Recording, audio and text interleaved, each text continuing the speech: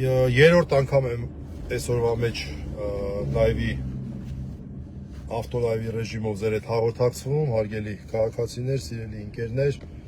այս էլ ժամը 5-ն է մոտավորապես, նոր տեղեկություններ, քանի որ մարդիկ կան հետաքրքրվում են, ես ուզում եմ ձեզ փոխանցել այս պահի եղած վիճակը, նախ որպես փաստ նշեմ, որ մի 10 րոպե առաջ Նարեկին հետ տարան քրեակատարողական, հիմա կբացատրեմ, թե ինչ եղավ, ոնց եղավ եւ այլն։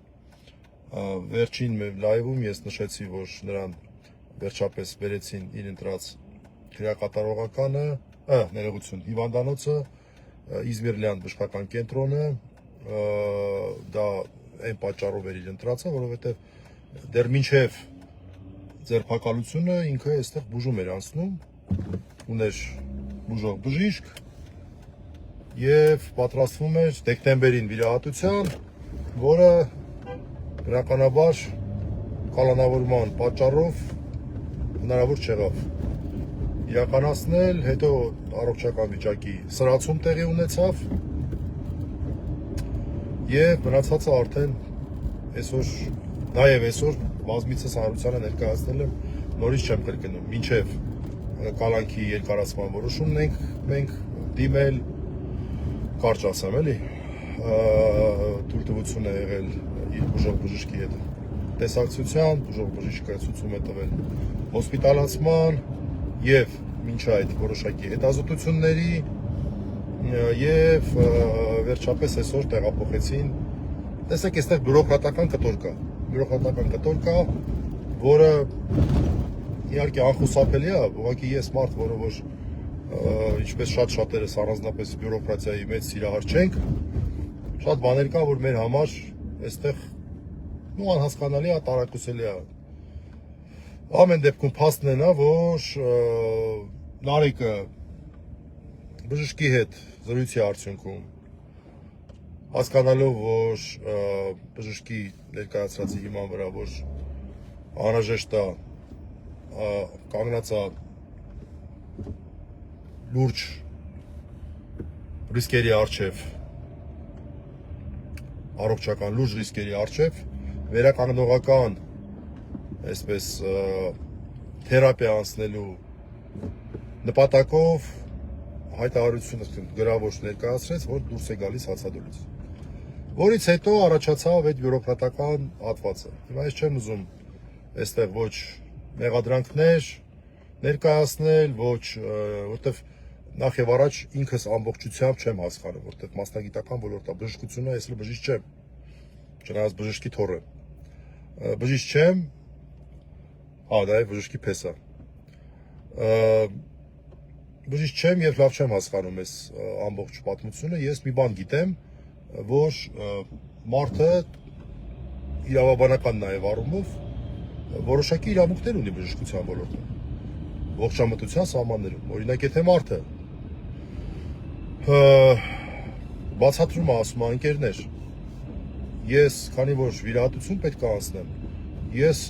ճիշտ եմ համարում իմ առողջությունից ելնելով, որ իմ վերականգնողական թերապիան իրականացվի հենց այն բժշկական կենտրոնում, որտեղ որ ես պետք է վիրահատվեմ, որտեղ որ ինձ բուժել են մինչև իմ կալանավորումը։ Դա շատ տրամաբանական եմ համարում, անկեղծ ասած, եւ այս տեսանկյունից որևէ պրոբլեմատիկ բան այստեղ ես չեմ տեսնում մեր դիրքորոշման առումով։ Եվ Նարեկը այդ դիրքորոշումը հայտնում է, ասում է, ես այստեղ եմ ուզում անցնեմ, այլ ոչ թե մեկ ուրիշ տեղ։ Հիմա բավական երկար ես էլ եմ զրույցներ ունեցել համապատասխան կառույցի մասնագետների հետ, դե բնականաբար նաև բժիշկներն են միմյանց հետ, այսինքն քրեակատարողական բժշկության կենտրոնը եւ բուժող բժիշկը եւ բուժհաստատությունը։ Հիմա փաստը այն է, որ Նարեկին որոշակի արյան հետազոտություն, ոչ թե հետազոտությունը, որ պետք է արվեր, արյան հետազոտություն արեցին, անալիզ վերցրեցին եւ հետ տարան եւ մեզ տրված պարզաբանումը նա է, որ համապատասխան փաստաթղթերը, հետազոտության արդյունքները ներկայացնելուց հետո վաղը դիտարկվելու է նորից բուժկենտրոն վերադարձնելու հարցը։ Մենք ունենք այդ ակնկալիքը, միաժամանակ Նարեկը քարի որ այդ հայտարարությունը տվել էր հացադուլից դուրս գալու, բայց հացադուլից դուրս գալը դա այսպես հանակ մասխարաբան չի։ Նա ասաց, որ դա հրաժարվելու է որևէ վերականգնողական գործառույթից, որևէ վերականգնողական միջամտությունից բուժ հաստատությունում, այսինքն փաստացի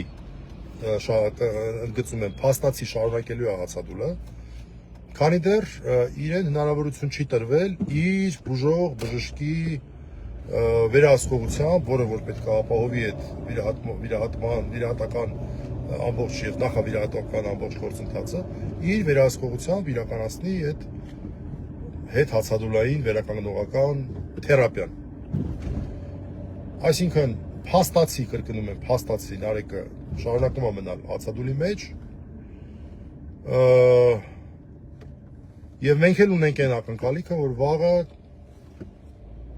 արդեն նրան կբերեն Իզմիրլյան բժշկական կենտրոն այն ցուցումով, այն որոշմամբ, որ նա այստեղ կանցնի որոշակի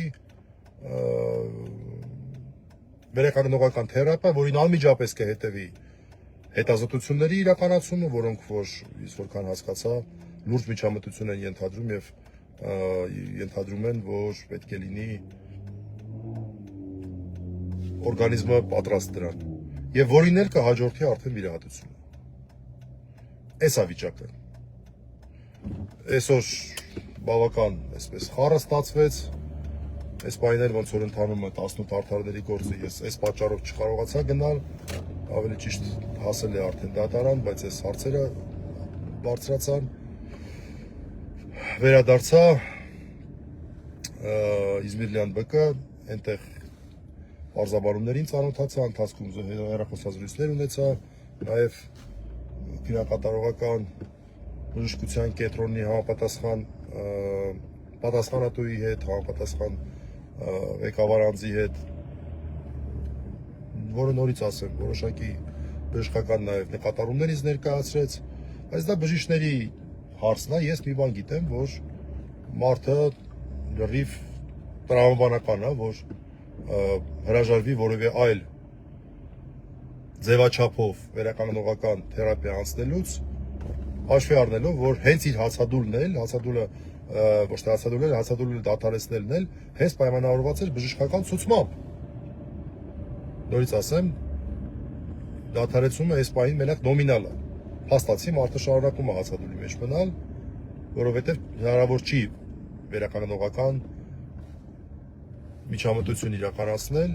չի համաձայնվում վերականգնողական միջամտությանը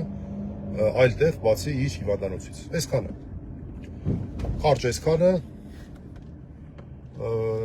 մնացած զարգացումների մասին հանրությանը կտեղեկացնեմ։